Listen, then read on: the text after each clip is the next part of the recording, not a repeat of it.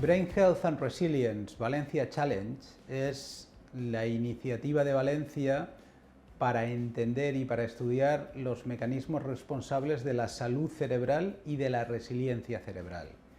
Y esto fundamentalmente es una iniciativa para afrontar uno de los mayores desafíos biomédicos del siglo XXI,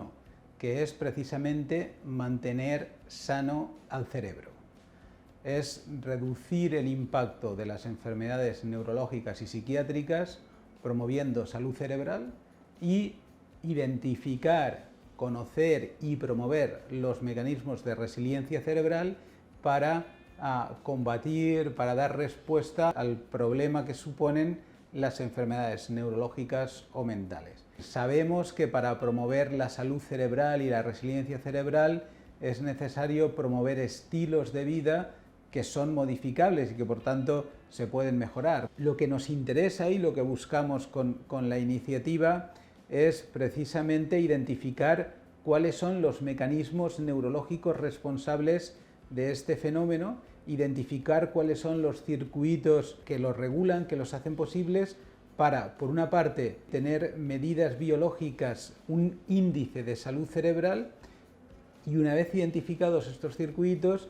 identificar también estrategias para optimizarlos o para corregirlos en aquellos casos en los que no funcionan adecuadamente como consecuencia de las enfermedades. La iniciativa, además, es una iniciativa que, como decía, parte de la investigación que ya están desarrollando todo un conjunto de profesores dentro de la Universidad Católica, pero es un reto que queremos hacer extensivo y que queremos compartir con el resto de universidades de Valencia, de la Comunidad Valenciana, del resto del Estado y también con vocación de colaboración internacional. Es lo que planteamos como un proyecto de ciencia abierta, ¿no? Es un reto global hasta el punto que la Organización de las Naciones Unidas ha definido la década del 2020 al 2030 como la década del envejecimiento saludable. El reto de mantener sano al cerebro y envejecer manteniendo la salud, la promoción de la salud.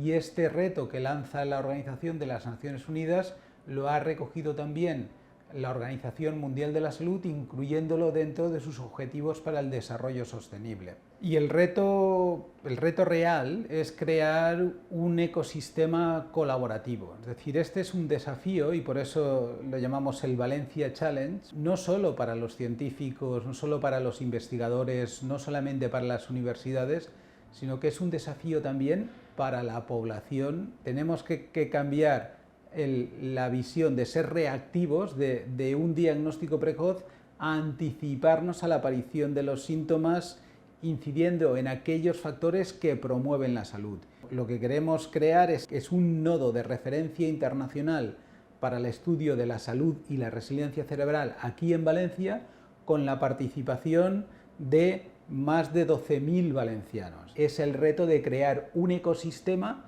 donde las personas están al centro, donde está la academia, donde están empresas, y necesitamos también entender esto como un gran reto de innovación tecnológica y de innovación en servicios, es decir, trasladar todos estos conocimientos a programas clínicos de los que se puedan beneficiar las personas. No queremos esperar 10 años a tener resultados científicos para trasladarlos a la clínica, sino que queremos trasladar ya a la clínica en forma de programas de salud y de promoción de resiliencia cerebral para aquellas personas que quieren mejorar su salud y promover su salud o que quieren optimizar su capacidad de respuesta a las enfermedades. Para llevar a cabo estos programas necesitamos profesionales formados de manera transdisciplinar, es decir, no podemos crear